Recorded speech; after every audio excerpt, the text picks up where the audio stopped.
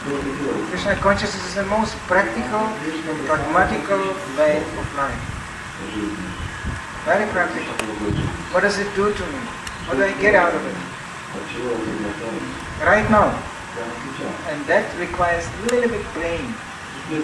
Because what we perceived as pleasure in the material world, we start to understand in Krishna consciousness was actually pain.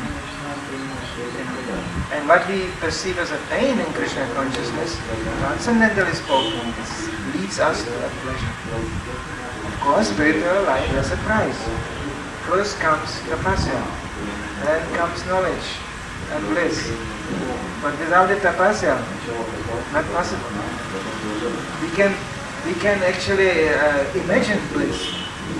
You know, you can hypnotize yourself. You can think, oh, I'm so blissful.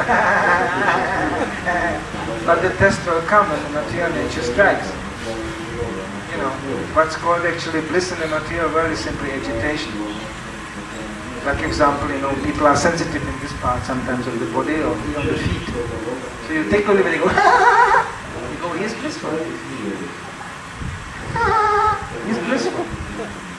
Or people go into this discourse, this dancing things, and then they have this special nowadays, there's this heavy beat, and then people go there and they start. And when they all do that, it becomes like, it looks like they are dancing. And actually, it's actually just, impulse. You can also take two guns and shoot somebody in front of the feet. You also dance, It's impulse. Nothing to do with myself or some pleasure. It's just you respond to impulse. Like when it's cold, you start to shake. It's the same thing. When you pinch somebody, he goes, ow. When you tickle somebody, he starts to laugh. That's material pleasure. That's all. Now, spiritual pleasure is something completely different. Spiritual pleasure comes even at the moment you don't expect that. You don't plan it. It doesn't make any sense. You have the whole day going around. People are practically spitting on you. You struggle to distribute a book about love of Godhead, which nobody wants. And at the end, on the evening, you are ecstatic. And you don't know why. I don't know, all the Sankirtan devotees, they will for sure have the experience. You can, when Sankirtan becomes so happy, you cannot go to sleep. I think, there's few devotees here in the public who definitely already experienced that. We used to be in these marathon times so happy we couldn't go to sleep. We were just lying and sleeping like, I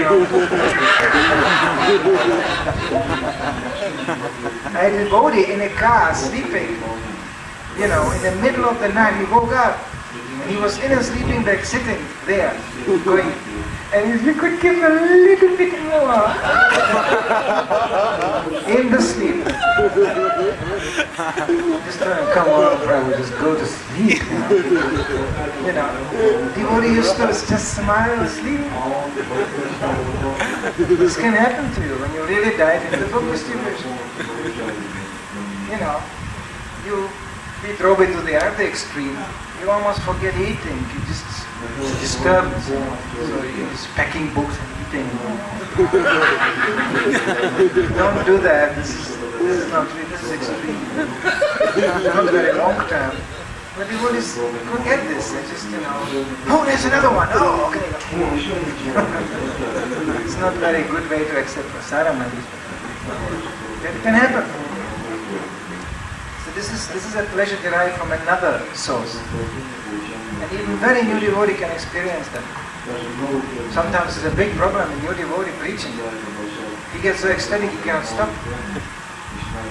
So you have this classical scene, where you have a kami standing in a corner going, yeah. And the devotee is just so fired up to preach, he goes, and and Krishna consciousness, and wow, there's Krishna and Rasa Leela, and the kami is think, okay, bye. You can't stop, it's just so exciting. So even that has to be controlled. But it can happen. So this is actually the level of where you don't think about fearlessness. You don't even know what fear is in that moment, because the bliss takes over. And such things are possible by the mercy of spiritual master, being engaged under his instruction, being connected to Guru Parampara, even a very simple devotee. Of course, then the next stage is we have to become steady. We cannot depend just on ecstasy, because sometimes ecstasy is not coming. Sometimes we are simply on the line of duty. Ecstasy is not there, duty must be there. Duty is the basis, you know. Yeah. And that requires sincerity. And of course knowledge, what is the duty. So we don't go out there to squeeze the ecstasy out. We go there because it's our duty. And if Krishna gives ecstasy, nice. If he doesn't, keep on going. That's duty.